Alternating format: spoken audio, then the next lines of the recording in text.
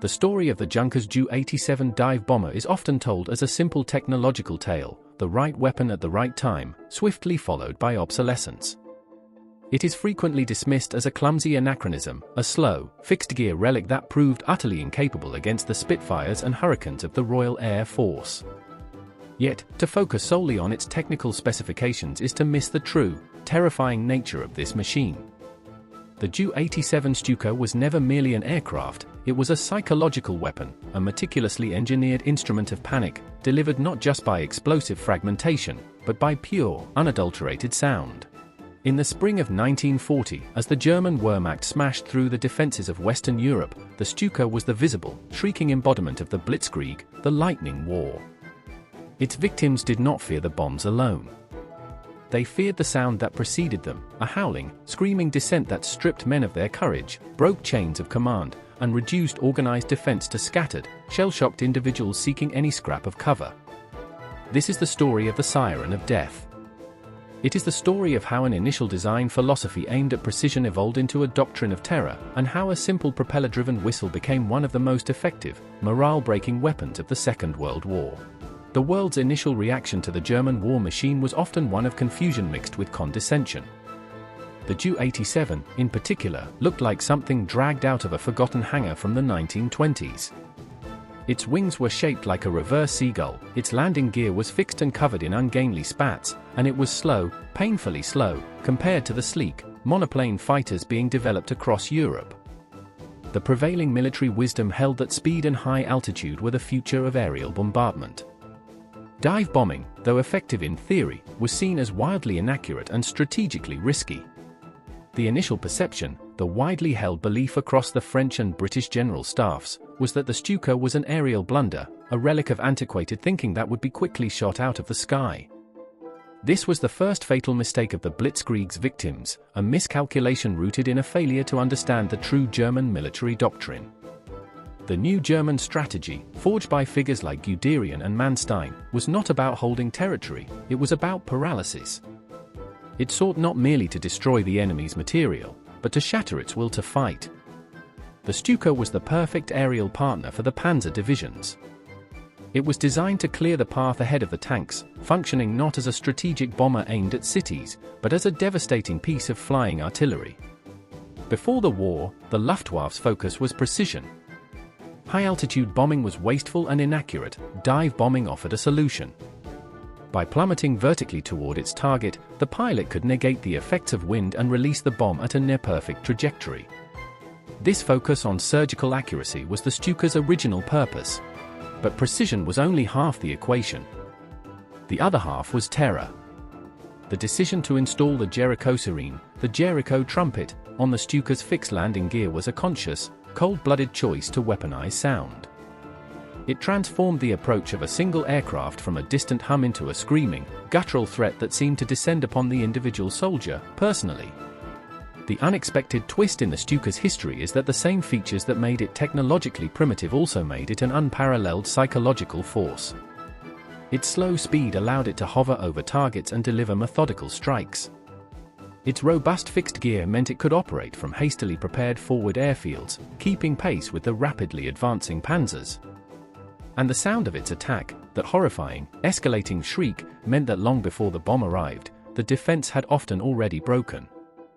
The Stuka's true terror was not in the 250-kilogram bomb, but in the seconds of paralyzing, deafening fear that preceded the explosion. To understand the Ju-87, one must understand the man most responsible for its existence, Ernst Judith. A celebrated ace of World War I, Judith became the head of the Luftwaffe's development office during the interwar period. Judith was obsessed with the concept of the dive bomber, fueled by a demonstration he witnessed in the United States in 1933. He believed, almost religiously, that high-angle dive bombing was the only way to achieve the accuracy required for modern, tactical air support. His obsession was translated into a rigid requirement for the Stuka. It had to be able to dive at an angle of at least 80 degrees, allowing a near-vertical plummet directly onto the target. This requirement dictated the entire, strange shape of the aircraft. The design, created by Hermann Pohlmann of Junkers, was a compromise born of Judith's uncompromising vision. The inverted gull wing was necessary to provide ground clearance for the propeller while keeping the main landing gear as short and robust as possible. The fixed landing gear, a feature that contributed heavily to its slow speed and eventual vulnerability, was not an oversight. It was a choice made to increase structural integrity for the extreme G-forces experienced during the dive recovery. The central component of the Stuka's design was the automatic pull-up gear. During a dive, the pilot's body was subjected to crushing G-forces. To prevent blackouts or loss of control, an ingenious mechanical system was devised. When the pilot deployed the dive brakes, slats under the wings, the bomb release triggered a mechanical arm. If the pilot blacked out or failed to recover, this arm would automatically retract the brakes, engage the trim tabs, and pull the aircraft out of the dive. The Stuka was designed to survive the maneuver, even if the pilot could not. This engineering focus on surviving the dive, however, came at the cost of every other modern air combat necessity. Speed: the fixed landing gear generated massive drag, capping its top speed at around 230 miles per hour. Armament: its defensive armament consisted of a single rear-facing machine gun, making it highly vulnerable to modern fighters attacking from the rear. Altitude: it could not operate efficiently at high altitudes, limiting its tactical flexibility. In essence, the Stuka was built for a single, terrifying function: to deliver one bomb, with unparalleled accuracy, from a near-vertical angle. The proving ground for this concept was the Spanish Civil War. Operating with the Condor Legion, the early Ju-87A models, though plagued by engine and reliability issues, demonstrated the devastating effectiveness of the dive bombing concept against civilian centers and entrenched positions. The initial targets were often bridges, communication centers, or troop concentrations, showcasing its surgical strike capability. The Spanish experience solidified the tactical doctrine: the Stuka was not an air superiority fighter or a long-range bomber. It was a close support artillery piece, capable of delivering fire where and when the ground troops needed it most, with an accuracy that conventional artillery simply could not match. But the Condor Legion learned another lesson in Spain, one that would be exploited to devastating effect in the years to come. The enemy's reaction to the attack was almost as effective as the explosion itself. The mere sight of the Stuka initiating its dive caused panicked scrambling. It was in this context that the psychological element was formalized. The Jericho Siren, or Jericho trumpet, is the single feature that irrevocably linked the Stuka to pure terror.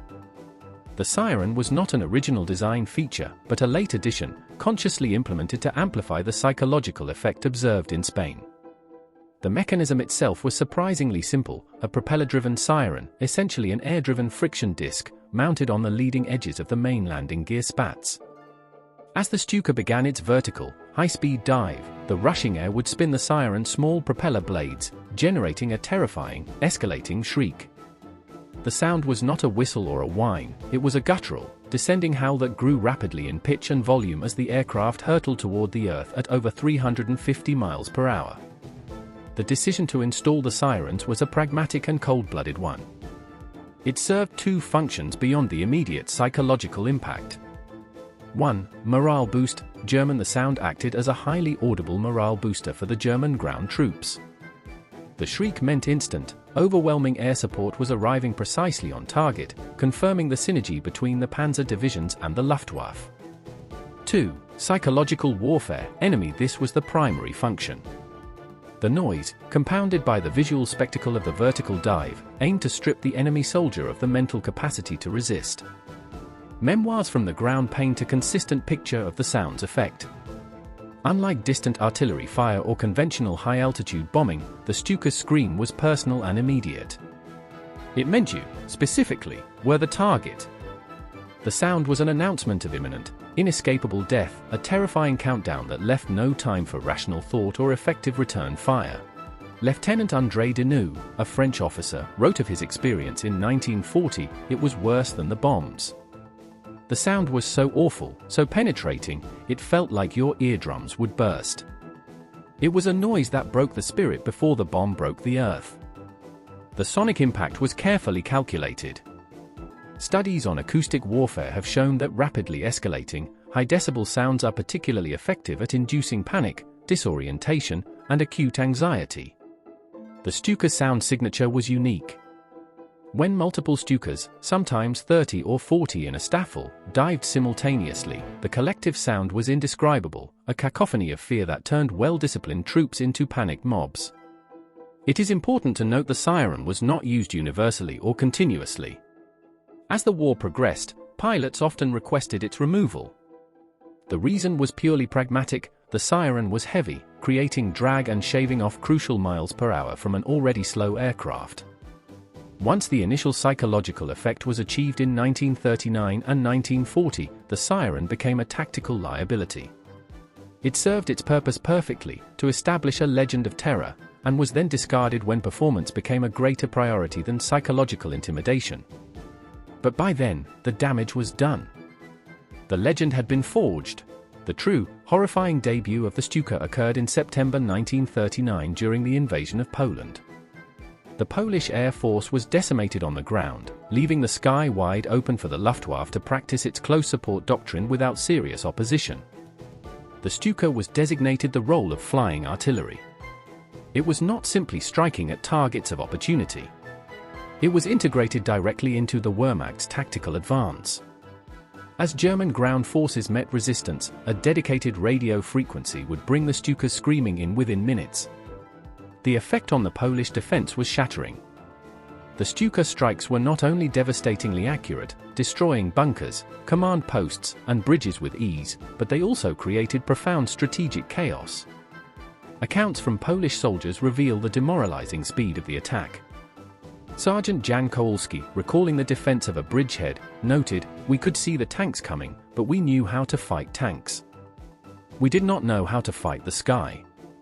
The moment the sound started, it was a physical blow. You could not hear the command of your officer. You could not hear the man next to you. All you heard was that one terrible scream, and you knew the ground was about to explode. The psychological effect was amplified because the Stuka destroyed the command and control infrastructure. Bridges dive-bombed with surgical precision, severing supply lines. Rail terminals and communications destroyed rapidly, preventing the movement and coordination of Polish reinforcements. Artillery positions, the Stuka could be called in to silence enemy guns almost instantaneously, robbing the defenders of their long-range support. In the span of a few weeks, the world watched in astonishment as Poland collapsed. While the armored thrusts deserved the strategic credit, the speed of the collapse was intrinsically linked to the Stuka's ability to maintain the pressure and prevent effective counter-organization. This terrifying precision was refined for the invasion of France and the Low Countries in May 1940. The French army, relying on the static defensive doctrines of the First World War, was mentally unprepared for an enemy that could bypass fixed lines, attack from the rear, and unleash artillery that flew at 40,000 feet. At the Battle of Sedan, the German thrust across the Meuse River, the Stuka played its most pivotal and terrifying role. The Meuse was the hinge of the French defense, and the French generals were confident their entrenched positions and heavy machine gun fire would hold the line. The Stukas came in waves, not aiming at the forwardmost trenches, but at the rear, targeting the French artillery positions that were attempting to bombard the German crossing. This reversal of targeting priorities, destroying the enemy's support first, broke the back of the defense. The French infantry watched, helpless and deafened by the constant screaming dives, as their only means of halting the panzers were systematically eliminated. The testimony of a French brigadier general captured the essence of the psychological breakdown. The effect of the Stuka was not just fragmentation and fire. It was the noise that made us run. It was the feeling that the end of the world was coming through that scream, and no man could stand it. The French command had planned for a war of attrition. The Stuka delivered a war of instant, overwhelming terror. It was a war that broke the spirit of organized resistance before the boots of the advancing German infantry even reached the line. The Stuka's psychological supremacy reached its zenith during the drive toward the coast and the encirclement of the British Expeditionary Force, BEF, and French forces at Dunkirk. The chaotic retreat presented the perfect conditions for the Stuka to wreak absolute havoc. In a static, disciplined defense, troops can usually maintain formation under fire. In a desperate, disorderly retreat, panic spreads like a disease. The Stuka was the catalyst. The roads leading to the Belgian and French coast were choked with retreating soldiers and refugees. The German ground forces would often simply report the location of these choke points, and the Stukas would arrive en masse. The result was a scene of utter destruction and demoralization. British memoirs from the Dunkirk beaches consistently describe the Stuka as the single most terrifying element of the entire campaign. The term Stuka Party was coined by the BEF to describe the panic that would engulf the men whenever the signature scream began. It was a phenomenon of mass psychological collapse. Private John Simpson of the Royal Fusiliers, evacuated from Dunkirk, described the terror: "You didn't need to see the plane. You heard the siren start, and you knew. The sound was a physical thing, it wrapped around you, choking the breath out of you. Every man, regardless of his training, would freeze or bolt. We were professionals, but that scream turned us all into screaming children." The Stuka's attack pattern was designed to sustain this terror. They rarely attacked once and left. Instead, they would circle, initiating a dive every few minutes, maintaining the constant, agonizing psychological pressure on the troops below. They turned the beaches into a landscape of fear, ensuring that the evacuation, while successful, was carried out under the most horrifying duress. Furthermore, the Stuka was a weapon of psychological propaganda. The images and footage disseminated by the German Ministry of Propaganda, showing the inverted gull wings, the massive fixed gear, and the bomb plummeting downward, were carefully chosen to amplify the sense of German aerial invincibility. It was the ultimate, visible symbol of the Übermensch in the skies, a herald of unstoppable conquest. The WWII success in this period was so profound that Allied intelligence was forced to shift its understanding. The Stuka was not effective because it was a sophisticated piece of technology. It was effective because the Allies were structurally and psychologically unprepared for a weapon that prioritized precision and terror over speed and defense. But the very things that made it a terrifying success over static defenses and disorganized retreats contained the seeds of its own destruction. The Stuka was a brilliant solution to a specific tactical problem: close air support in an environment where the enemy had no air superiority. Once that condition changed, the Stuka's psychological reign would end with brutal speed. The Battle of Britain represented the unexpected twist in the Stuka's narrative, the brutal overturning of the initial perception of German invincibility. For the first time, the Stuka was forced to operate in an environment of total air superiority, facing a unified and well-coordinated fighter defense that operated with impunity over its home territory. The Stuka's three fatal design flaws, once overlooked due to its psychological and precision value, now became its death sentence. 1. Speed. Its slow speed made it an easy target for the faster, more powerful Spitfires and Hurricanes. Once it finished its dive and pulled up, its minimal speed and poor maneuverability left it hanging in the air, ripe for the picking. 2. Defensive armament. The single, rear-facing machine gun proved utterly inadequate against the concentrated fire of 8 or 12.303 caliber machine guns from the British fighters. 3. Vulnerability. The lack of armor around the engine and the presence of fixed landing gear, heavy and exposed, made it easy to disable or destroy.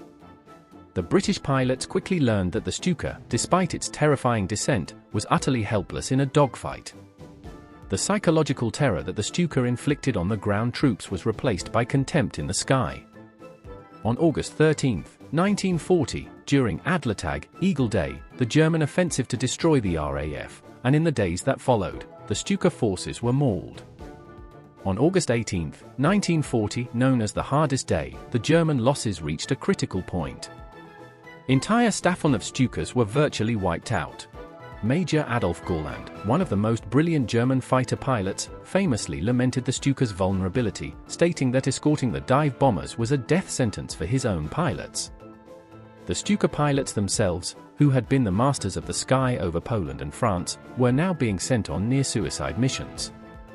The narrative of the invincible terror weapon was irrevocably shattered. The most profound psychological shift occurred not just among the British, but within the Luftwaffe itself. The Stuka pilot, once the high-status precision bomber, was now seen as a desperate aviator. The German High Command, recognizing the unsustainable loss rate, rapidly withdrew the Stukas from the main fighting theaters of the Battle of Britain. In the skies over England, the Stuka was revealed not as an indestructible symbol of German might, but as a technological anachronism.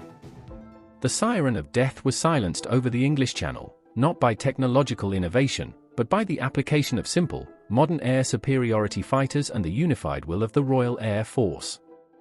The Stuka's psychological reign was over.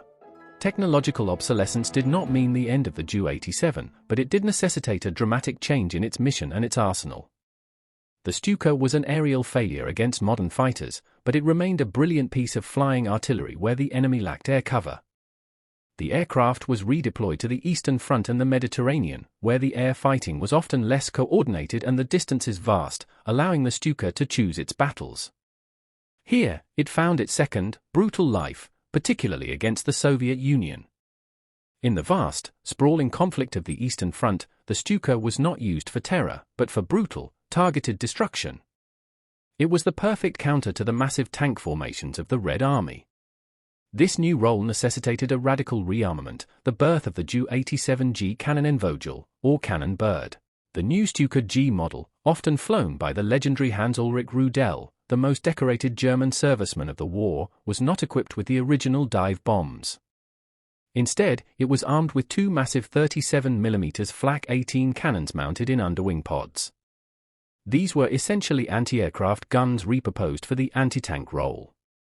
The psychological impact remained, though it was different. No longer did the Jericho Siren shriek, instead, the Stuka G was heralded by the thunderous roar of the 37mm cannons. The pilot would approach the Soviet tank from the rear or the side, where the armor was thinnest, and deliver a devastatingly accurate burst that could punch clean through the plating. Rudel, in particular, perfected this technique. His personal tally of destroyed tanks, over 500, is a testament to the Stuka's renewed effectiveness in this niche role. It was a one-man war against armored divisions. The human perspective on the Eastern Front was one of relentless, brutal efficiency. Soviet tankers lived in constant fear of the Ju-87G. It was a specialist killer, a low-flying, rugged aircraft that could absorb immense punishment and deliver instant, precise anti-tank fire. The Stuka G was the direct operational answer to the massive production of Soviet tanks like the Tu-34. The legacy of the Stuka on the Eastern Front is one of cold, hard combat statistics, far removed from the terror of the initial Blitzkrieg. It served until the very end of the war, a testament to its robust airframe and the necessity of its close support role. The planes that had once screamed over the beaches of Dunkirk were now silently hunting tanks in the frozen wastes of the Soviet Union. The Junkers Ju-87 Stuka remains one of the most defining symbols of the early stages of World War II. Its story is a profound lesson in how warfare is not simply about technology, but about doctrine and psychology.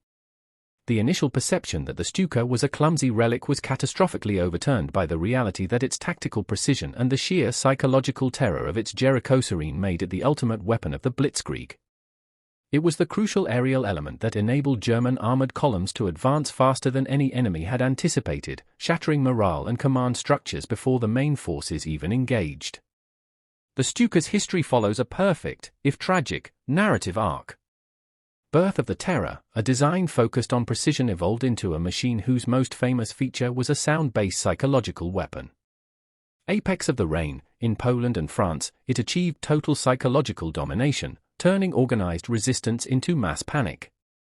The flaw and the fall, when confronted by modern, dedicated air superiority fighters over Britain, its inherent weaknesses, its speed and lack of defense, were brutally exposed, leading to its rapid withdrawal.